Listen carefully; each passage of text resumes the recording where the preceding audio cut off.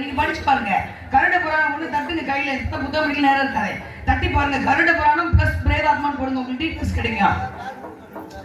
மரணம் என்பது வேறு, தற்கொலை என்பது வேறு, கொலை என்பது வேறு, ஜீவ சமாதி என்பது வேறு, துர்மரணம் என்பது வேறு. துர்மரணம் ஆத்மா மேல போகாது, இங்க கூட நிக்கும், உங்க பக்கத்துல கூட உட்காந்துருக்கோம். சரியா 12 மணிக்கு வெளியேறும். அந்த காலத்துல தாத்தா படி சொல்லுவாங்க, ராத்திரில போகிறா காத்துக்கருப்பு அண்டுமாங்களா, அந்த காத்துக்கருப்பு பிரேதாத்மா தான் வந்து ஒடிச்சா நம்ம விட்டு போகாது. எந்த அளவு சாமி நல்ல சக்தி இருக்கோ அது மாதிரி கெட்ட சக்தி இருக்கு, அது நம்ம விட்டு போகாது. அதுக்காக 12 மணிக்கு 12 மணிக்கு தான் வெளியேறும். அது நீங்க படிச்சீங்கன்னா பகல் 12 மணிக்கு வெளியே போக மாட்டீங்க. அந்த கரண்ட் புராணம் போட்டு படிச்சு பாருங்க, பிரேதாத்மா போட்டு பாருங்க. அது வெளியே வரக்கூடாதுன்றதுக்காக ஏன்னா எல்லா ஊர்லயே கோயில தந்து பூஜை பண்ணுவாங்க.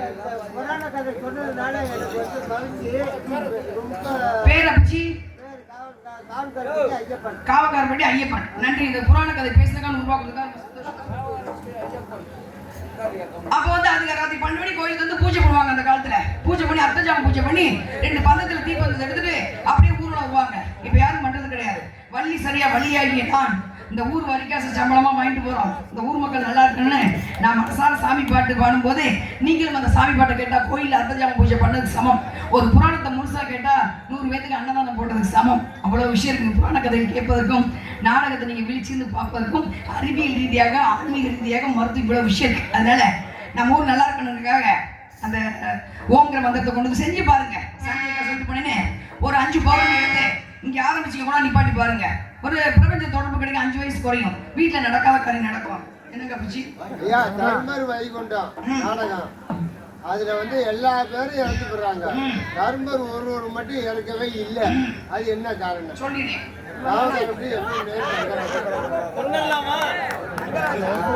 இல்ல இங்கே புராணம் நிறைய படிச்சுக்கணும், நிறைய இருக்காங்க. தெரியாதா உங்களுக்கு? நான் வந்து ரொம்ப நாள் இந்த பக்கம் வர்றதில்ல. கொஞ்சம் திட்டம் போட்டு ஒதுக்கப்பட்ட அவ்வளவுதான், வேற ஒன்றும் கிடையாது. திட்டமிடப்பட்டு ஒதுக்கப்பட்டவள் தான் நான் இந்த பகுதிக்கு.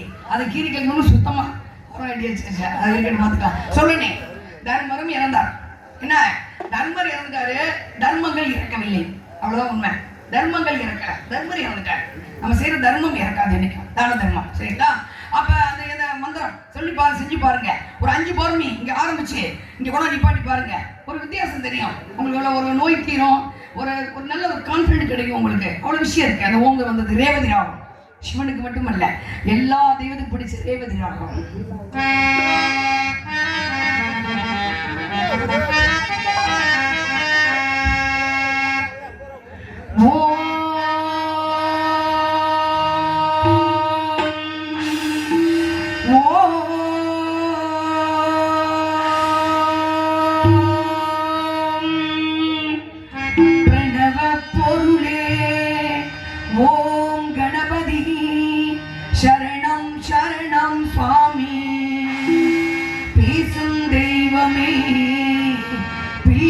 செல்வமே பெருவாழ்வு தரவாணி, பெருவாழ்வு தரவாணி.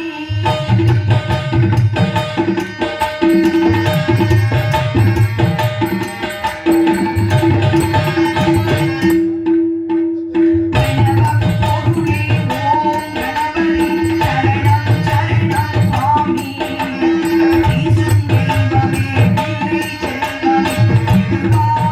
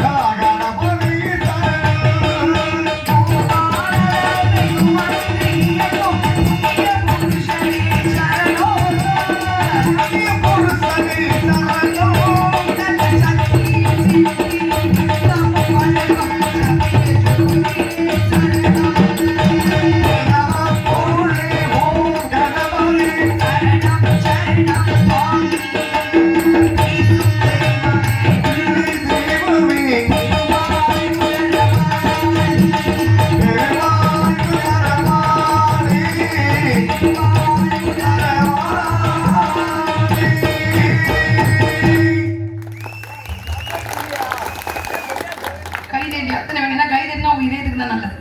கை தட்டினா அப்படின்னு சொல்றேன் இதயத்துக்கு. தர்மரும் செத்துட்டாரு. உங்களுக்கு தெரியாது இல்ல, மகாபாரதத்துல தர்மரும் இறந்துட்டாரு. தர்மர் இறந்து யார் சொன்னா? சரிங்களா?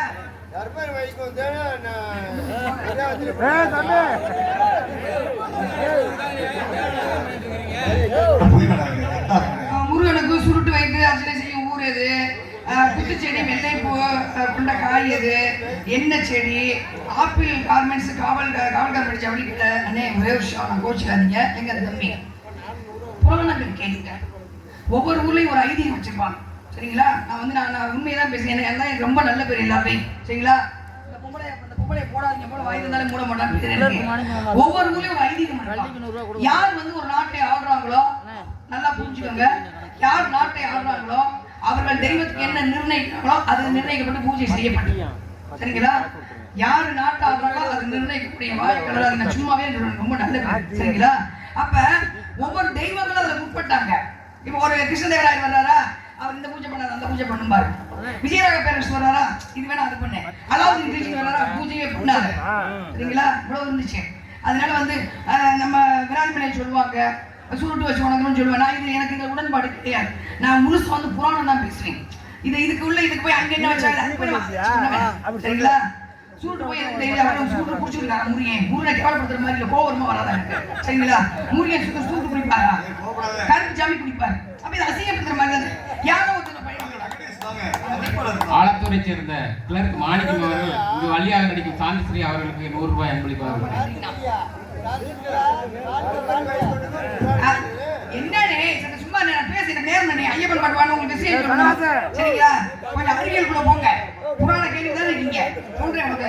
நானும் ரொம்ப சொல்றேன் விளக்கமா. போதுமா? நீ கூட்டு 50 ரூபாய் வாங்கி ஆள விடு. ஏமா சாமி இம்சையை கொடுத்துக்கிட்டு இனக்க நேர்மை இல்லை. கை தட்டினா உதவி தாங்க நல்லது. மனம் வேதனைப்பட்ட ஒரு எல்லா இளைஞர்களும் மனசு வேதனைப்பட்ட ஒரு விஷயம் இல்லவா? தயவு செய்து நடைமுறைக்கு நம்ம அடுத்து என்ன செய்யணும்னு யோசிங்க. சரிங்களா? ஒரு லெக்கான் கிட்ட குதிரை மாதிரி இருக்காதீங்க. ஏன்னா இதுலதான் நான் சொல்ல முடியும். நான் காலையில பஸ் ஸ்டாண்ட்ல இருந்து பேசுற படி பைத்திய கலந்து போயிருவாங்க. சரிங்களா? தயவு செய்து ஒரு விஷயம் சொல்றேன். எவ்வளவு நம்ம எவ்வளவு நம்ம மாறி இருக்க மட்டும் கேட்டுக்கோங்க. மனசு வேற தான் விஷயம் சொல்றேன். சரிங்களா? உங்க பாட்டு எங்க பாட்டெல்லாம் ஒண்ணுதான். நம்ம பாட்டு காலத்துல ஆத்துல தண்ணி போய்கிட்டே இருக்கும். ஆத்துல போய் தண்ணி கொண்டு வந்து இந்த பக்கம் அப்பத்தா குளிப்பாங்க, அந்த பக்கம் அப்பச்சு குடிக்கும், அந்த பக்கம் தம்பி சின்ன பையன் கக்கா போவான், அந்த பக்கம் 6 மாடு குளிப்பாடுவாங்க. போடுவாங்க. அதுல ஒரு தண்ணி மட்டும் சமையல் பண்ணப்ப எந்த நோயும் இல்லை. இன்னைக்கு நாங்கள் மினரல் வாட்டர் சாப்பிடலாம், நோய் இருக்கு. மினரல் வாட்டர் சாப்பிட நோய் வராமல் இருக்கா? சக்கரை வியாதிக்கு மாத்த சொல்ல சக்கரை வராமல் தானே இருக்கணும். ஏங்க சக்கரை தீராதுன்னு சொல்றாங்க, கோவம் வருது இல்ல? சக்கரைக்கு மாத்த சொல்ல சக்கரை நிப்பாட்டு, நீர் தீரணும். உனக்கு தீராது, வருஷம் கூட மாத்திரை சாப்பிடு. நீலாம் அடிப்படை சொல்ல மாட்டேன். தைராய்டு வந்தா வெண்டைக்காய் நான் சொல்றேன். பொம்பளை போது தைராய்டு இருக்குங்க. உட்காந்து 99% பெண்கள் தைராய்டு இருக்கு. தைராய்டு எதுனால வந்துச்சு? நைட் சூப்பராக வந்துச்சு. ஆனா சரி பண்ணலாம். வெண்டைக்காய் சாப்பிடக்கூடாது, காலிஃப்ளவர் சாப்பிடக்கூடாது, அது மாதிரி என்னது முட்டைக்கோஸ் சாப்பிடக்கூடாது, மைதா மாவு சாப்பிடக்கூடாது, வெள்ளை முட்டை சாப்பிட சாப்பிடலன்னா தைராய்டு சரியா போயிடும். ஆனா அதை சொல்ல மாட்டாங்க. இந்த எலக்ட்ராக்ஷன் போடு, நீ சாப்பிட போட்டு எங்க மாத்திரை வாங்கிட்டே இருக்கு. என் வாய் கட்டுறாதீங்க. சரிங்களா? முடிஞ்சு அப்ப சொல்ற மாதிரி சொல்லிட்டே பார்த்தீங்களா அந்த விளக்கத்தை ஆளெல்லாம் அகலமாயிடுச்சு. சரிங்களா? இது நம்ம பாட்டுங்கள். அதுக்கப்புறம் நம்ம தாத்தா காலத்துல ஊர் குளம் இருக்கும். குளத்துல பூரா போய் குளிப்பாங்க. குளத்துல ஏன் குளிப்பாங்க? இரவு முழுக்க சந்திர வெளிச்சம் அதில் படும். நிறைய சக்திகள் கிடைக்கும். பகல் பூரா சூரிய வெளிச்சம் இருக்கும், வயசு பூரா அழியப்படும். சுத்தமான தண்ணி குளிச்சு முடிச்சு குளிக்கும் முறைன்னு ஒன்று இருக்கு. முதல்ல பாதம் நினைணும், அதுக்கப்புறம் முழங்கால் நினைணும், அதுக்கப்புறம் அடிவயத்துல பெண்கள் கர்ப்பப்பை இருக்கு, கழிவுறக்க வாயிலா கர்ப்பப்பை இருக்கு, அடிவயத்துல இருக்கு, அடிவயது நினைணும். அப்புறம் மார்பகம் மூங்கி குளிக்கும் போது இந்த உடல் வெப்பம் அப்படி கொஞ்சம் கொஞ்சமா கால் வழியா வெளியே வந்துடும். இதான் முறையான குளியல். அதுதான் குளம் வச்சாங்க. குளிச்சு முடிச்சுட்டு அப்பிச்சு என்ன பண்ணுவார்? நம்ம அப்பிச்சு துண்டை முறுக்கிட்டு முதுகு தொடப்பாரு. அது எதுக்கு? அழுக்கு போவதற்கு மட்டுமல்ல, அறிவியலை கொண்டு அங்கே வச்சா முன்னோர்கள் முதுகுல 32 எலும்பு இருக்கும். 32 எலும்புக்கு நடுவில் ஒரு நரம்பு போகும். அதுல ரத்தம் தான் மூளை போய் சேரும். ரத்த நாளுங்க துண்டை முறுக்கி அழுத்தும் போது தண்டு உடம்பு அழுத்தப்பட்டு ரத்த நாளம் விரிவடைஞ்சு மூளைக்கு வேகமா ரத்தம் எடுத்து செல்லப்பட்டது. எவ்வளவு அறிவியல்! எங்க இன்னைக்கு மூளை தொட்டாலும் 32 கட்டி இருக்குங்க. இங்க இதை தொட்டா 52 கட்டி எங்க வந்துச்சு? ஏன் தாத்தா படிக்க வரல? ஏன் அப்ப வரல? 12 வேதனையா இருக்குங்க. 12 வயசுல அட்டாக் வந்து செத்து போயிட்டான். வராது அட்டாக்கு. 18 வயசுல அப்ப அவ்வளவு மன அழுத்தம் அந்த இடத்த விட்டு போயிருங்க. மன அழுத்தோட நீளம் வந்துடும், வியாதி வந்துடும். மன அழுத்திருக்க அந்த இடத்துக்கு போயிடும். சரிங்களா? அது குளமெல்லாம் குறைஞ்சு போச்சு, குளமெல்லாம் பிளாட் ஆயிடுச்சு. சரிங்களா? அதுக்கப்புறம் நம்ம அப்பா காலம் என்ன? ஒரே ஒரு கேள்வி, ஒரு பொதுவான கிணி தான். அதுல அப்பதான் தண்ணி அடிச்சு இடுப்புறோட தலைவரோட வச்சுட்டு வரோம். அபிஜி பாப்பா ஒரு கோயில உட்காந்துக்கிட்டு பொண்டாட்டி 50 வயசுல அந்த கட்டுக்குலையாம இருக்காளே அப்படின்னு பொண்டாட்டி ரசித்த காலம் இப்ப இல்ல. தண்ணி இறக்க இறக்க விழா எனக்கு கழுவடி குனிஞ்சு கூட்டப்பட்ட அடிவீர் விழுகாது. பொம்பளைக்கு அடிவீர் இருக்கலாமா? நான் வந்து பட்டி இப்படி பொம்பளுக்கு அந்த போல முதல்ல உள்ள வச்சுருப்பீங்க. அடிவீர் விழுகாது. குனிஞ்சு கூட சொல்லுவா கட்டுத்துற எது எங்க விழா 4 மணிக்கு தூங்கிட்டு இருக்க முகரை மூஞ்சி மரம். அன்னைக்கு அப்பத்தா கண்டிச்சா அந்த கண்டுப்பிள்ளை அறிவியல் இருந்தது. 10 வயசு 12 வயசு போய் அந்த கட்டுத்துறையை கூட்டும் போது நாட்டு பசு மாடு அங்கே கட்டப்பட்டிருக்கும். நாட்டு பசு புல்லு திங்கிற மாடு, புரோட்டா திங்கிற மாடு இல்லை, அது சாணம் போடும். சாணம் போடும்போது அந்த காட்டுற பெண்கள் சுவாசத்தால் கர்ப்பப்பையில நீர் கட்டி வேற இன்னைக்கு ஆராய்ச்சி பண்ணி போட்டிருக்காங்க. கட்டுத்துறையும் இல்ல, நாட்டு பசு மாடும் இல்ல, பாதி பிள்ளைக்கு கர்ப்பப்பையும் இல்லை. சரிங்களா? குனிஞ்சு கூட்டப்பட்ட அடிவயிறு பெருக்காது. இழுத்து அம்மி இருக்க மார்பகம் இறங்காது. ஏன் ஜிம்மு கூட அங்க ஒரு கேமரா வச்சு நிற்பான். சரிங்களா? இந்த மாவளை கிடைப்பீங்கல்ல, இடை சின்னதான். மாவளுக்கு இருக்கு இடை சின்னதாகும். மாவளத்துல அந்த மாவளுக்கு ஒன்று பழக்கத்தாங்க. அதுல மாவு சத்து, நார்ச்சத்து பெண்களுக்கு இன்னைக்கு நார்ச்சத்து தண்ணி சத்துல வைத்து கிழிக்கிறாங்கல்ல. ஏன் அந்த மாவளுக்கெல்லாம் போனதுனாலதான் பிறந்த நாளைக்கு மாவளை வச்சுதாங்க சாமி விடுவாங்க. இந்த தானியங்களை எப்படி உருண்டு ஒன்னாக அது மாதிரி எங்க உறவுகள் ஒன்னாகும். எப்படி நெய் வந்து என்னைக்கு நெய் கெட்டு போகாது. எத்தனை வருஷம் அதுல உனக்கு விளக்கேற்றேன். என் பிள்ளை வாழ்க்கை நல்லா இருக்கணும், கெட்டு போயிடக்கூடாது. இறைவா பிள்ளையை காப்பாத்துன்னு விளக்கேற்று அந்த மாவளை பிள்ளையை கூட்டுவாங்க. இன்னைக்கு பிறந்த நாள் ஒரு கேக்க வாங்கிட்டு வந்து அதுல மெழுகுவத்தி ஊதி வச்சு ஊதி அணை பிறந்த நாளைக்கே ஊதி அணைச்சேன்.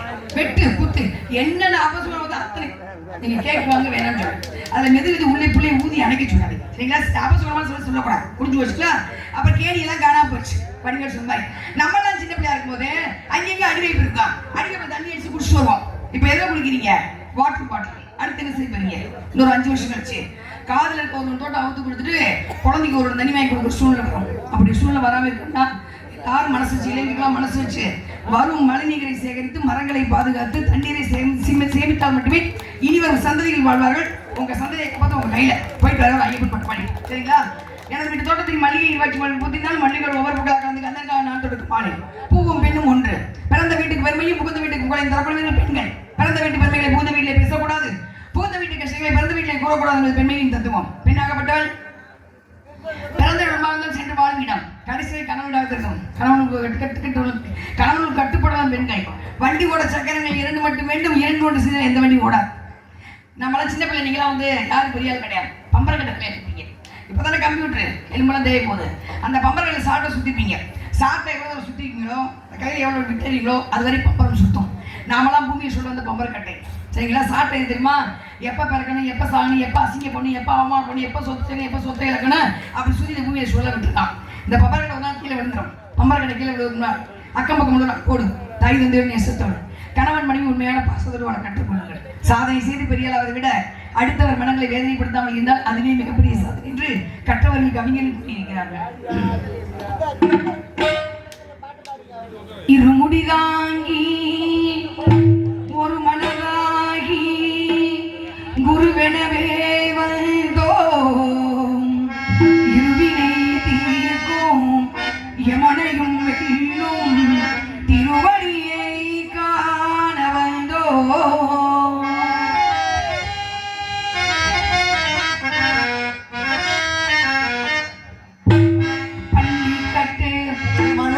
கல்லும் முள்ளும் காலுக்கு மெத்து சுவாமியே ஐயப்போ ஐயப்போ சுவாமி சரணம். பள்ளி கட்டு சபரிமலைக்கு கல்லும் முள்ளும் காலுக்கு மெத்து சுவாமியே ஐயப்போ ஐயப்போ சுவாமியே ஐயப்போ ஐயப்போ சுவாமி.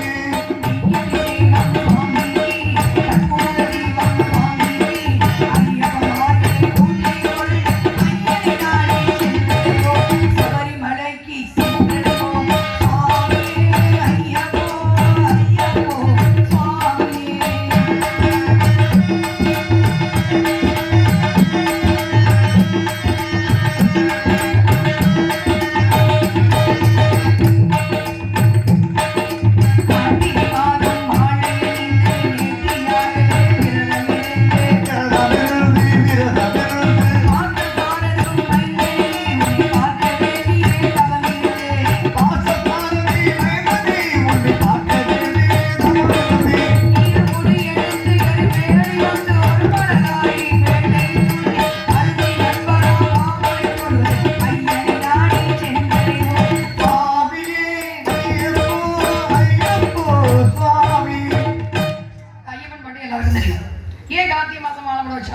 ஒரு சித்திரை மாசம் மாலை போடலாம்ல, சித்திரை மாசம் மாலை அடிக்கிற வெயில் ஒரு 50 ரூபா குடிக்கலாம்ல, கார்த்திகை மாசம் வெடவெடுன்னு குளிரும், அது வருஷம் ரொம்ப குளிரும்.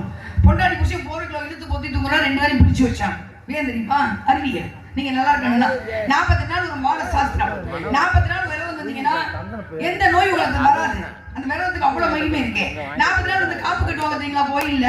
உபவாசம் முடிஞ்சு ஒரு மஞ்சாடுல ஒரு வந்து செப்பு காசை வச்சு காப்பு கட்டுவாங்க. 72,000 நாடிகளை சரி பண்ணக்கூடிய சக்தி அந்த செப்பு காசுக்கு உண்டு. அதான் உண்மை. அதனால காப்பு கட்டுறது. அப்ப 40 நாள் மண்டலம். இந்த 40 நாள் விரதம் இருக்கணும்.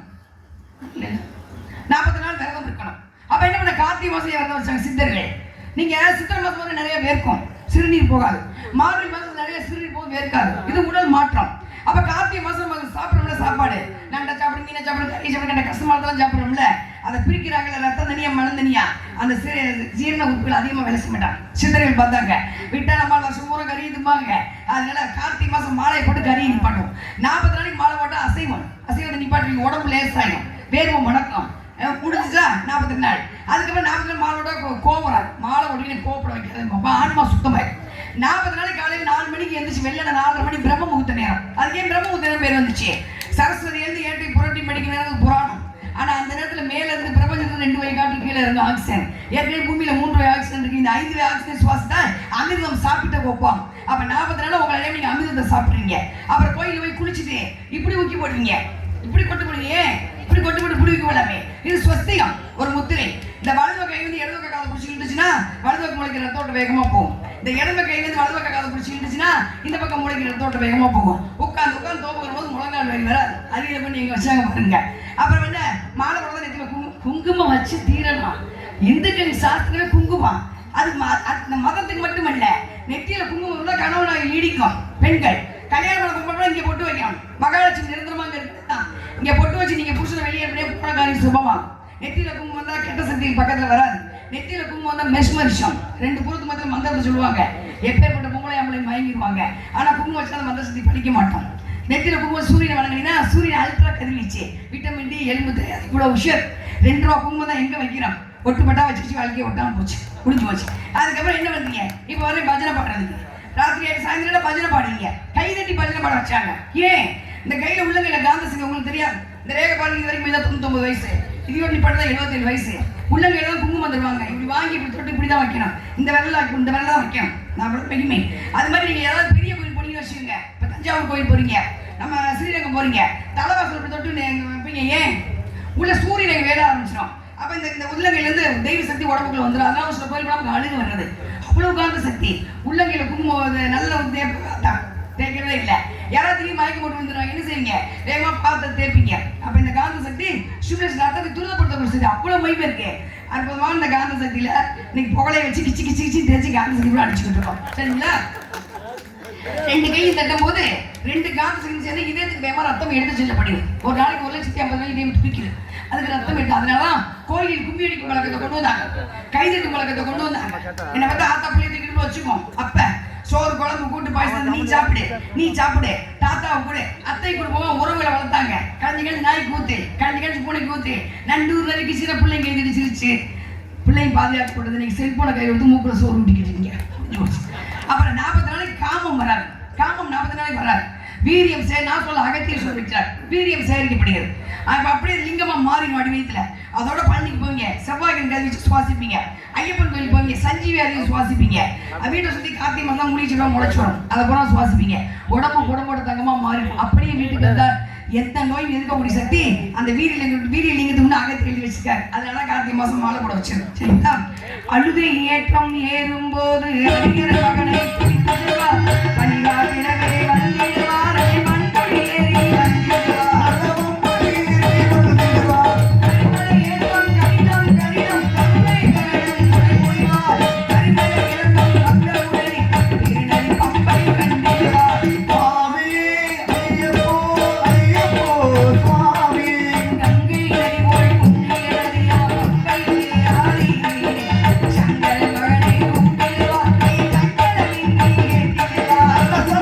Thank you.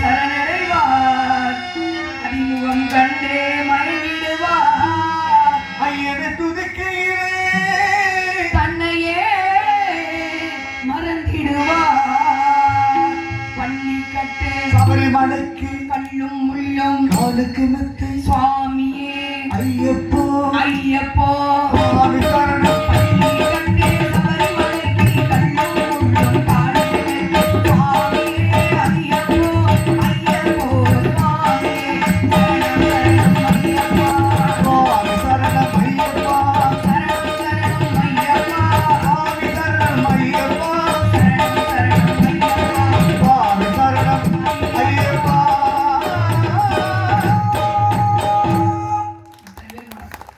நான் சினிமா பாட்டே பாட மாட்டேன்.